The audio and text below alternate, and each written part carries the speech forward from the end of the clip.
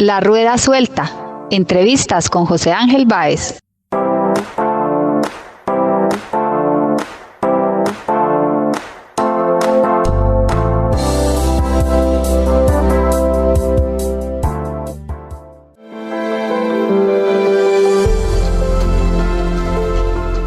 En el primer capítulo de La Rueda Suelta, Matt Rendel nos habló de la inusual temporada ciclística que estamos corriendo, nos habló de Egan Bernal, de algunos problemas estructurales del ciclismo colombiano, de Renko y Benepoel y del probable duelo entre Jumbo e Ineos en este Tour de France. Ahora, en este segundo episodio, vamos a hablar de sus libros como Reyes de la Montaña, La muerte de Marco Pantani y de Colombia es pasión. Bienvenidos. Questo clima caldo che Nairo Quintana mette a segno il successo di Frazione e indossa. La Rueda Suelta. Entrevistas con José Ángel Báez. ¿Qué pasa con el dopaje? Y eso quiero hablar sobre eso, Matt, con usted que también ha estudiado ese tema. Esta temporada tan inusual y eso que van a apretar las carreras. Ahí entramos en una forma de, pues, hay la cosa mucho más complicada en el sentido de que hay muchas organizaciones, organizadores de carreras, cada uno en el ciclismo, de los equipos hasta las instancias, hasta las carreras, cada uno está mirando la extensión en la cara, porque tienen contratos, tienen rentas que pagar, tienen todo eso. Entonces lo que pasa es que en un cierto sentido la UCI está obligado, y como vemos, el ciclismo no es el fútbol, no es la liga, porque la liga es una institución. En el ciclismo cada carrera es una empresa. Y entonces nadie dice, mira, para el bien del deporte, yo renuncio a organizar mi evento este año. ¿Para qué? No, porque pues tocaría hacerlo. Pues el único que lo podría hacer es el Tour de Francia, que tiene la riqueza para hacerlo. Entonces necesariamente a un calendario muy grande y muy complicado, todos tienen que, pues, todos quieren que su carrera forme parte del calendario. Pero no solo las carreras no son empresas, los equipos son empresas, ¿no? Y eso también nos obliga a rendir a como de lugar. Si no hay buen rendimiento, no hay resultados, no hay plata, se acaba el patrocinio y ahí es cuando ocurren cosas. Sí, eso es cierto. Lo bueno, lo que pasa es que, y también lo que pasa es que yo creo que, yo tengo la impresión de que genéticamente el ser humano está volviendo más estúpido con cada año que pasa. Porque lo que pasa es que todo el mundo sabe que hay coronavirus y todo el mundo sabe los problemas que cada uno tiene. Y pues todos los que viven de rentas, no pueden exigir las mismas rentas, ¿no? Porque el que tiene que pagar la renta tiene que ganar y no está ganando mucho menos de lo que... Así que cada uno tiene que pedir un poquito menos, exigir un poquito menos, ¿no? Pero bueno, lo que pasa es que es fácil decirlo, es muy complicado hacerlo, sobre todo en un mundo como el ciclismo, donde todos los equipos están peleando entre ellos. Todos los organizadores están peleando entre ellos para la primacia. En este momento, claramente, la UCI, la organización responsable del deporte a nivel mundial, tiene un liderazgo francés. Así que pues el Tour de Francia tiene un calendario totalmente libre. El Giro de Italia coincide con todos los clásicos y está muy perjudicado. Pero lo que pasa es que al fin y al cabo, yo creo que el problema del dopaje es más bien que los exámenes de dopaje se han suspendido durante el encierro. Y el que quiere, el que de verdad necesita, ha tenido de pronto la puerta abierta. Pero lo que pasa es que estas sustancias, al fin y al cabo, es bastante complicado evadir los controles y ojalá que lo que queda de la temporada no es una competencia entre médicos, sino entre corredores. Pero vamos a ver, de pronto vamos a tener una serie de... Y lo cierto es que eso va a hacer más daño al ciclismo que la suspensión del las competencias. Barbaresco Barolo gli ha regalato un Rigoberto Urán che però abbiamo visto fin dalle prime salite comunque un corridore che ha dovuto difendersi, e domani si lotta contro il tempo, ma insomma 20 kilómetros. Usted que menciona el Giro, usted fue jefe de prensa del Giro, usted tiene el Giro en la cabeza, ama el Giro, lo siguió siempre. Este Giro este año, por ejemplo, tiene una particularidad que va a estar casi cosas que nunca se han visto. Por ejemplo, va a estar una semana, va a estar enfrentada a la Vuelta a España en competencia. O sea, es un calendario absolutamente loco. Esto ojalá nunca pase.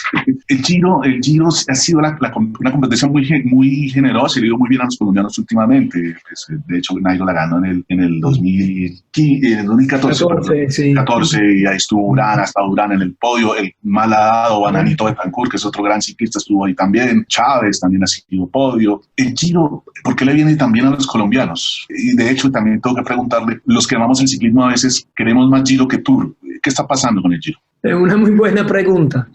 Lo que pasa, pues, claramente a partir de 2010 estamos viviendo una época muy particular. Estamos viviendo, no cabe duda, la época del Team Sky, Team Ineos. Y a partir de 2012 han tenido, aparte de 2014, la caída de Froome, han tenido el monopolio del Tour. Entonces, una cosa es que, y si uno piensa precisamente 2013, cuando Wiggins era el líder de Sky, se cae, pierde su nervio, pierde su confianza, se retira, y Rigoberto Urán toma el liderazgo del equipo y termina segundo a Nibali, ¿no? Entonces, esa es la ilustración perfecta de que en un cierto sentido estamos comiendo lo que queda de la comida de los Sky, y lo que queda es el Giro. Entonces, claramente, a partir de 2012, el Tour ha sido fuera. Es que Froome es un supercampeón. Froome hace, como pasa muchas veces en el deporte, cuando uno está viviendo la época de un supercampeón, uno no lo aprecia.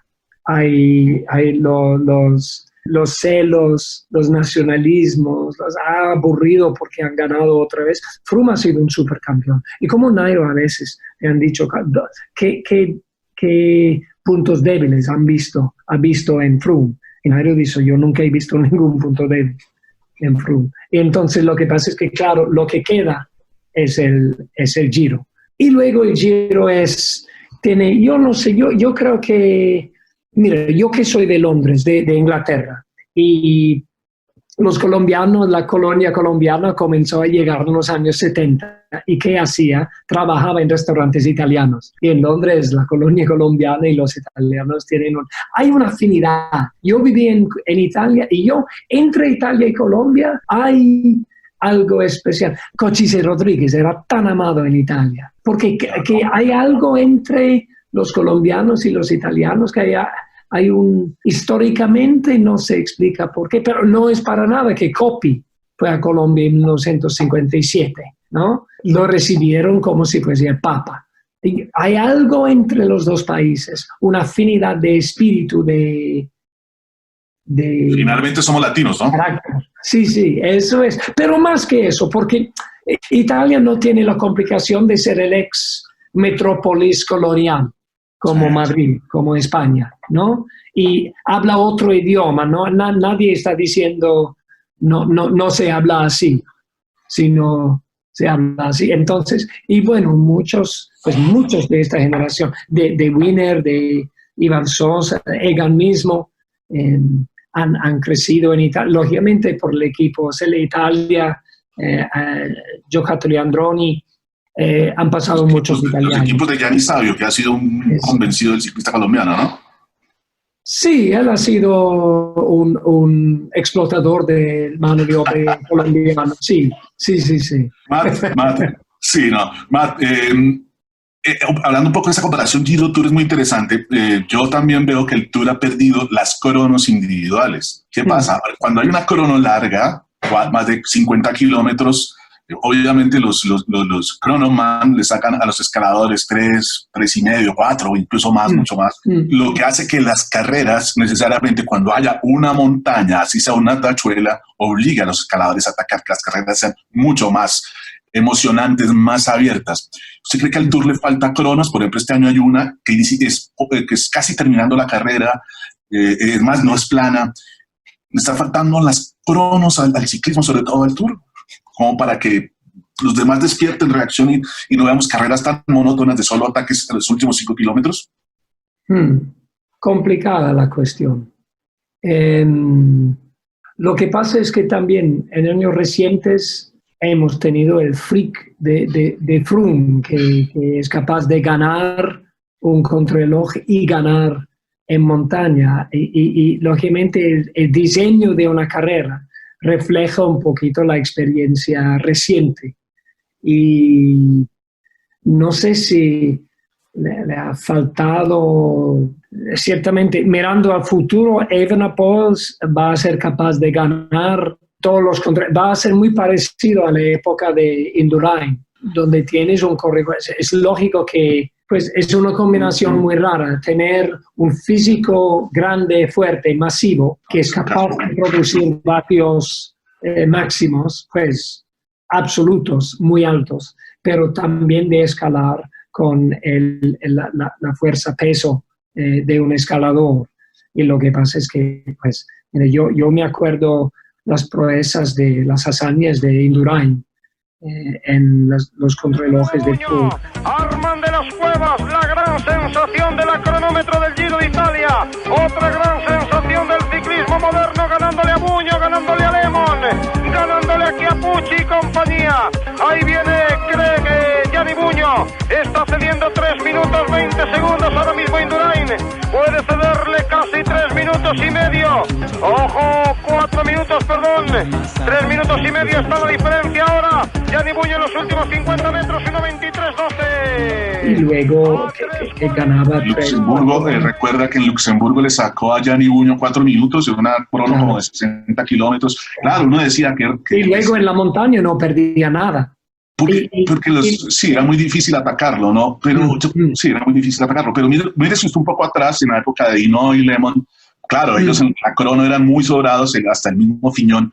Pero en la montaña había mucha guerra. Perico los atacaban los colombianos, atacaba Zimmerman, o sea, Peter Winen, los holandeses, Bad Bro, el suizo. O sea, había ataques, era una carrera mucho más emocionante que la de ahora, porque justamente vamos a ganar, tenemos que ganar, tenemos que atacar desde el primer puerto, no dejaban al final. Esto son dos formas de verlo, ¿no? Tal vez el mismo Indurain acabó con las cronos sin quererlo, o sea, no vamos a crear otro Indurain, que obviamente los tours que ganaba Indurain se volvían tediosos porque la octava etapa, la crono ya lo había decidido todo.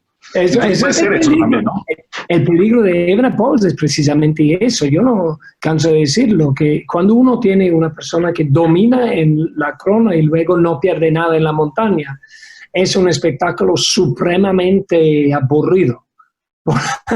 Porque ya uno ve y lo que pasa es que también uno habla de los años 80. En los años 80 los colombianos iban sobre todo con equipos colombianos y llevaban su estilo de correr, el estilo de la Colombia de los años 70 a Europa.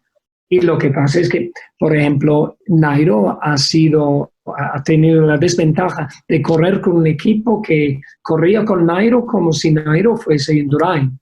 Espera, a rueda, cuando Nairo tiene que atacar a 35 kilómetros, ¿no? Claro. Tiene esa fisiología extraordinaria y hay que explotar, hay que sufrir, hay que entrar en la zona donde uno sufre y quedar allá una hora. Y es así como gana Nairo, pero por desgracia estaba con un equipo, digamos, con un Barta, un Colombia, un Café de Colombia. Nairo habría tenido más éxito aún por ese estilo de atacar y de chocar a los europeos.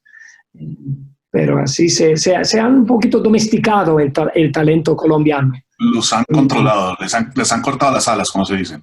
Y sí, esa es la impresión que tengo yo, sí. Quiero hablar, ahora que hablamos de escaladores, usted hizo un libro sobre Pantani. Pantani, sí, lo debo decir, que fue el mejor escalador que vi en mi vida, pues yo no soy, voy llegando a acercarme a los 50 años, Pantani era único. Usted escribió un libro, hablemos un poco de sus libros. Uno de sus lindos es sobre Pantani. ¿Por qué busca a Pantani? ¿Por qué hace un libro sobre Pantani? ¿Por qué le interesa tanto Pantani? Por lo que era la leyenda, el escalador. Para hablar un poco, al final ya un poco de su libro. 13ª tappa, l'Alpe d'Huez. Pantani incomincia il suo boarding. No, digamos que Pantani se murió. Yo fui a Italia para escribir un reportaje para uno de los periódicos nacionales, pero en ese tiempo yo estaba un poquito subempleado y sugerí a mi editorial que tradujera a uno de los diferentes libros que se habían escrito sobre Pantani en Italia. ¿Cuál? Pues yo dije, pues el problema es que hay diferentes libros que dicen diferentes cosas y cada uno quiere decidir cómo se maneja la imagen de Pantani. Mira, todo eso de manejo de imagen a mí me parece subhumano y absurdo. Hasta la expresión manejo de imagen es que me parece todo profundamente dishonesto. Entonces me dijeron, pero ¿por qué no escribes tú un libro? Yo pensé, dije, pues yo de verdad no quiero mucho escribir sobre la muerte de Pantani. Me parece un tema bastante feo, bastante horrible. Pero luego leí los diferentes libros y pensé, sí, que de pronto yo aquí alcanzo a ver a través de todos estos intentos de manipular el recuerdo de este muchacho y de usar de aprovecharme de mi independencia y de mi lejanía de la vida y la realidad de Pantani para producir de pronto algo más objetivo. Entonces, yo vendí mi casa y fui a Italia y viví en Italia 2 años. Trabajé como un obsesionado, como un loco. Pero sobre todo pude encontrar, es que ese es un trabajo de periodismo investigativo. Pero lo que pasa es que hay que tener muy claro qué es el periodismo investigativo. Yo como periodista, yo no puedo tener acceso a tus llamadas telefónicas, a tu banco, a tu cuenta bancario, ¿no? A los radar de peajes que demuestran dónde se ubica tu carro en cada momento, ¿no? Yo no puedo arrastrar tu celular para saber dónde estés. La policía sí. Entonces yo pude arrimarme a través de contactos a 2 fuerzas de policía en Italia, las de Florencia, donde investigan el dopaje, y la policía de Rimini, donde se murió. Pudo arrimarme a los verdaderos periodistas, que son los periodistas locales, que están en contacto con los jueces, con la policía, con las instancias y están muy, muy bien informados de su comunidad. Y por desgracia, entonces, el libro sobre Pantani es, como dicen, la tempestad perfecta, donde todavía el periodismo local en su mejor forma existía y ahora todos los periódicos locales están en fracaso. Y lo que queda es Internet, que están escribiendo porquerías para sacar clics. Matt, yo quiero preguntarle sobre Marco Pantani. Ya le digo, para mí lo admiro mucho, casi ídolo, él, Perico, me parece. No sé, porque son ciclistas que dan espectáculo. Para mí la montaña lo es todo en el ciclismo. Y él, tanto como Perico, eran formidables. Y bueno, sin hablar de Herrera y los colombianos, que esos están en otro nivel. Pantani, o sea, la historia que tengo es cómo arrancaba, dejaba Indurain, dejaba Berzin en aquel Giro del año 92, 93, a Ugrumov, la subiendo al Alpe d'Huez, acabando a Ulrich, a Bjarne Riis en el Alpe d'Huez del Tour de 98, si no estoy mal. Bueno, esa imagen, a pesar de eso, se mantiene pese, y eso insisto, a todas las sanciones por dopaje. Pantani se dopaba, es real, Pantani fue víctima de la mafia. Finalmente, ¿qué es todo esto que se ha escrito sobre Pantani? ¿O se ha dicho? Mira, lo que pasa es que yo tengo que confesar que yo tengo una óptica un poquito más pesimista. Y eso es la forma de correr Pantani, es que Pantani corría en una manera que Nairo, que Egan, que Froome nunca corrieron. Lo que pasa es que hacer 15 aceleraciones en una subida, con todo el talento del mundo, eso es posible únicamente con EPO y con esteroides, y eso fue dieta de Pantani. Lo que pasa es que al fin y al cabo nosotros los fans estamos mirando la televisión y tenemos en el cerebro lo que llaman las neuronas espejos, ¿no? Es que cuando uno ve otra persona mover los músculos, algo en el cerebro, en los ojos, en el aparato que tenemos en la cabeza, nos hace a nosotros contractar los mismos músculos. Y por eso que cuando uno está mirando en la cancha, mirando el fútbol, ¿no? Uno hace gestos, ¿no?, con los brazos y con el cuerpo, la contracción de músculos simpática con lo que hace el atleta. En el caso de Pantani, toda una generación, usted, yo, muchos más, nos enamoramos de él. ¿Por qué? Porque él era dopado y nosotros mirándolo, nuestros músculos, nuestros cuerpos se contrajeron en simpatía al dopaje que estaba en las venas de Pantani. Entonces nosotros estuvimos dopados a distancia, remotamente dopados por Pantani y por los médicos que dopaban Pantani. Y como dice Freud, en cierto momento, uno nunca olvida un placer probado. Como un placer probado, uno quiere probarlo otra vez. ¿Usted alguna vez, Matt? Sí, es cierto. ¿Usted alguna vez vio algo parecido como lo que hizo Pantani subiendo al Santuario de Europa, que pinchó, se rezagó, perdió minutos, recortó tiempo, los alcanzó y los pasó? Eso no se vuelve a ver. Eso es una forma, es que él tenía una forma de escalar increíblemente muscular, como un embalador, ¿no? Y ni Nairo escala así, uno que con esa chispa en su mejor momento. Ni siquiera Lucho Herrera, un hermano que más lo vio subir, lograría lo que hacía Pantani. Hablemos un poco de lo de su libro, Colombia, Reyes de la Montaña, que es para mí, como lo dije ya, una obra maravillosa. No, eso fue un libro. Yo era profesor de italiano en una universidad en Londres y me aburrí un poquito, no me gustaba tanto mi jefe de departamento y tal, y yo comencé a trabajar como intérprete en diferentes documentales de televisión y me divertí mucho. Y en el mismo tiempo yo estaba trabajando como traductor en la oficina del Tour de Francia.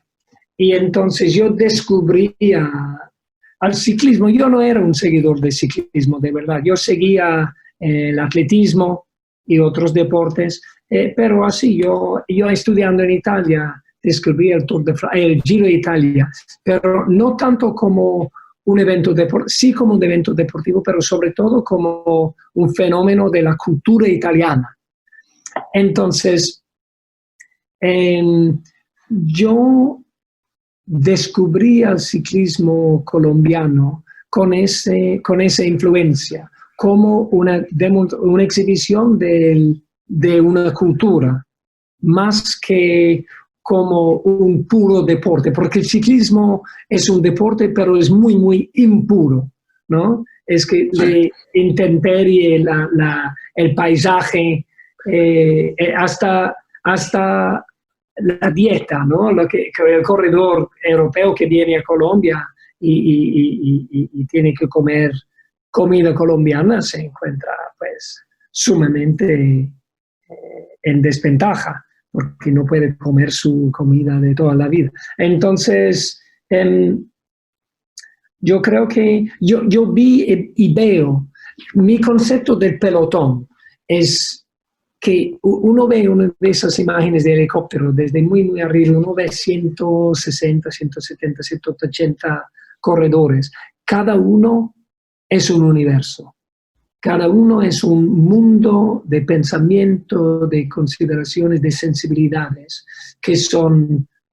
Entonces, cada uno cree hacer ciclismo, pero el ciclismo que hace, por ejemplo, los británicos, los de Ineos, están haciendo, nosotros tenemos una cultura empírica, científica, entonces el ciclismo es algo empírico, uno sujeta el cuerpo y la mente a la ciencia, a las exigencias, que los dictados de la ciencia, mientras que yo con Chepe fui a la Virgen de Morcá, sobre Sogamoso, con Chepe, con Iván Parra, con otros corredores, con Javier González, con otros corredores, y allá rezaron. Y entonces yo vi, no, pues mira, y es cierto, hasta hoy, muchos años después, el ciclismo sigue siendo en gran parte una actividad espiritual para los colombianos, ¿no? Para los franceses, los italianos, es una tradición local, regional, nacional. Es lo que hizo el abuelo, ¿no? Y entonces,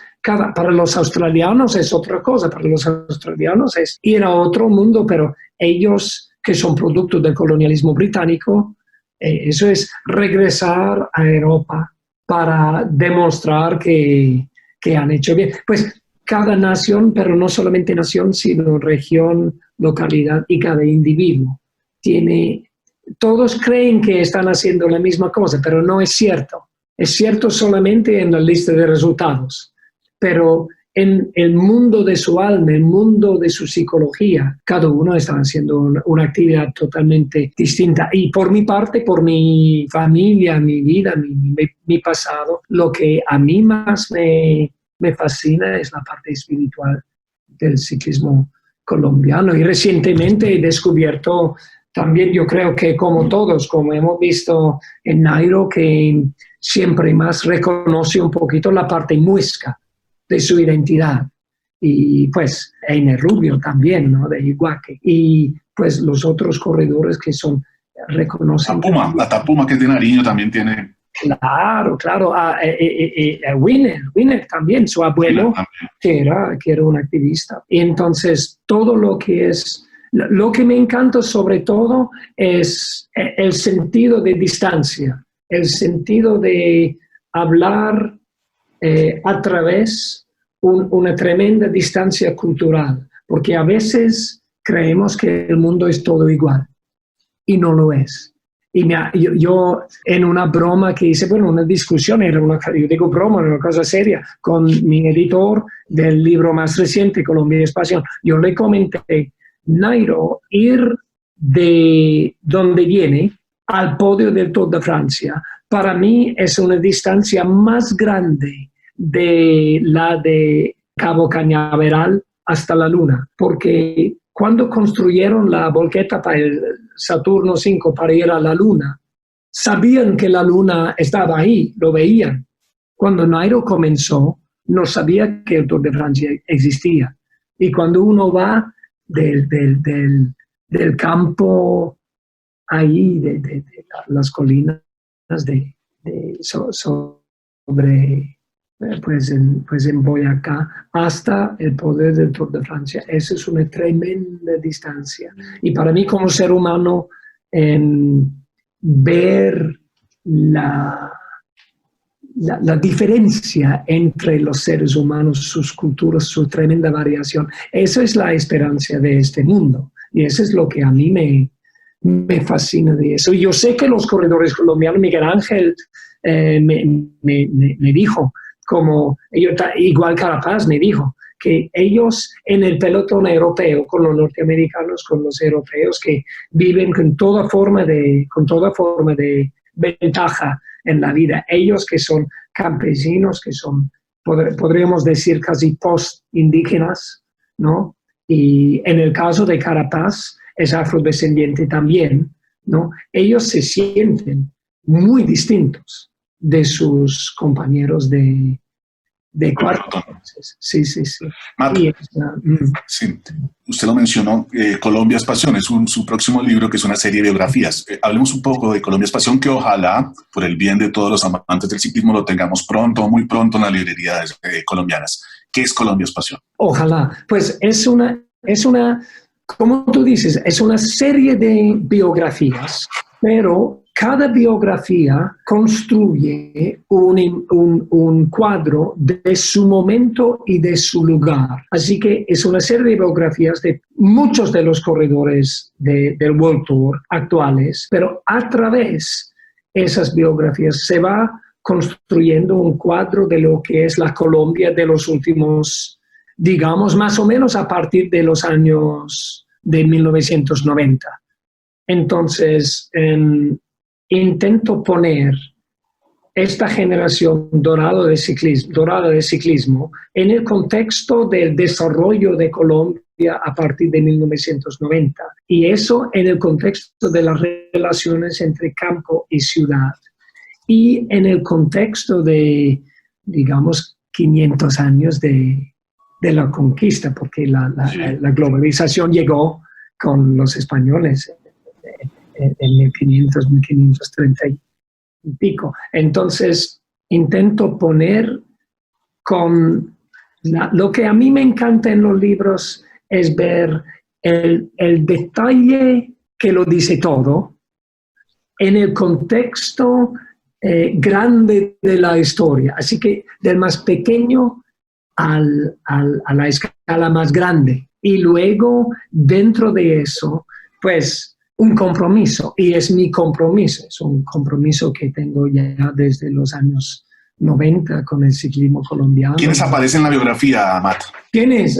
Pues mira, no tengo el libro aquí, entonces una lista, pues complicado darlos todos, pero claro que... Sí, los que tengan la cabeza. Sí, pues Nairo, y luego en menor escala Puma, Harlinson Pantano, Sergio Luis Henao, Rigoberto en escala grande, Esteban Chávez en escala grande, Superman, luego Gaviria, Odeg, Egan, Sosa, etcétera, etcétera, etcétera. Pues con dibujos más finos de otras figuras, pero también, lógicamente, los entrenadores Genaro Leguizamo y Saldarriaga, supongo. Luis Fernando Saldarriaga y su padre y su abuelo, porque ahí lo que muchos no saben es que Salda ha revolucionado el ciclismo colombiano, pero ha revolucionado el ciclismo colombiano en el sentido de que es hijo intelectual de Efraín Domínguez. El contexto de Efraín Domínguez fue un gran pistero que fue récord, hizo varios récords en pista de Efraín Domínguez. Eso es.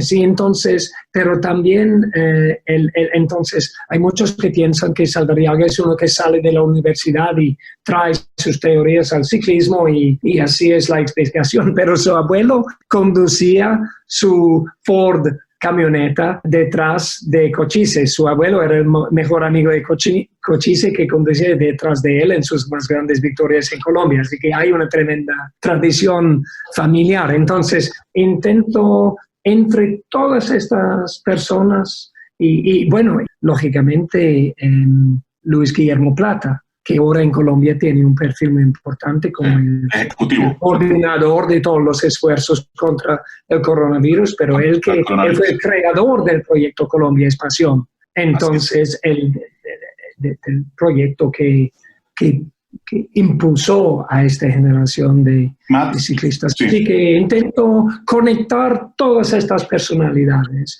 en el contexto socioeconómico de Colombia e del suo desarrollo di 30 anni. È polemica in quota nella 16ª tappa del Giro d'Italia, la Ponte di Legno Valmartello con il Gavia e lo Stelvio. È in questo clima caldo che Nairo Quintana mette a segno il successo di Frazione e indossa la maglia rosa. A scatenare la discussione è la... Pero no hay una última pregunta que resulta para usted un poco incómoda. Un poco incómoda es lo que ocurrió en el Giro del 2014 en Valmartelo. El Giro que gana Nairo y que Rigo venía siendo líder.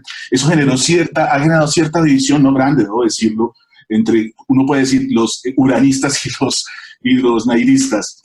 Sí, pero muchos dicen, Matt, muchos dicen que Nairo no acató las órdenes de los jueces en la etapa de Valmartelo. Usted era jefe de prensa de ese Giro y que pues atacó y no respetó a Rigo. Usted que estuvo ahí, ¿qué fue lo que pasó? Por favor, aclare ese capítulo a los colombianos. Sí, pues es muy fácil y se ve en la televisión. Si uno ve, mucho de lo que yo hago es regresar a las imágenes de televisión y mirarlas. Y al final uno ve, bajando, hay una imagen, es que hay nubes y sobre el nivel de las nubes uno no ve nada. Los helicópteros están esperando y luego llegan los corredores. 1, 2, 3. Dario Cataldo estaba escapado, diferentes corredores, un pequeño grupo con Pantano detrás de él. Y luego aparece Nairo con un pequeño grupo y a solo 40 segundos hay Rigoberto. Pero lo que pasa es que el equipo de Rigoberto fue decimado en la subida. Quedó prácticamente sin coequiperos y quedó solo. Lo que pasa es que al fin y al cabo Rigo esperó la formación de un grupo de 12, 15 favoritos para el Tour y Nairo estaba adelante. No había atacado, no había superado ninguna moto, no había atacado, sino que, y como sabemos, no hubo neutralización de carrera. Pero lo que pasa es que al final Nairo ganó, no tengo el libro aquí, pero ganó por como 3 minutos 40, 4 minutos. Sí. En la baja, en los últimos 45 kilómetros. Y Nairo hizo toda la última subida, 13 kilómetros me parece, solo, sin ayuda de los corredores que estaban con él. Y Nairo lo que hizo era una proeza, era una hazaña de la escalada. Y yo no sé qué los uranistas y los quintanistas dicen entre ellos, pero Rigoberto nunca le criticó a Nairo. Y Nairo hizo una hazaña que debería reconocerse como una hazaña de la historia del ciclismo. Pero por desgracia, el equipo Ethics Quickstep formuló esta queja, este mito de una mala maniobra de Nairo, cuando efectivamente el equipo Movistar atravesó la montaña intacta y el equipo Ethics Quickstep estaba decimada, no tenía coequiperos y luego tenía la iniciativa de seguir. Entonces, Rigoberto concedió más de 3 minutos en la última llanura y luego la última subida. Y bajaba a 40 segundos de Nairo y habría podido de pronto cerrar y ir con Nairo, pero no lo hizo. Todo el mundo sufría. Pero lo que pasa es que lo que caracteriza a Nairo es esa capacidad de sufrir en una manera extrema.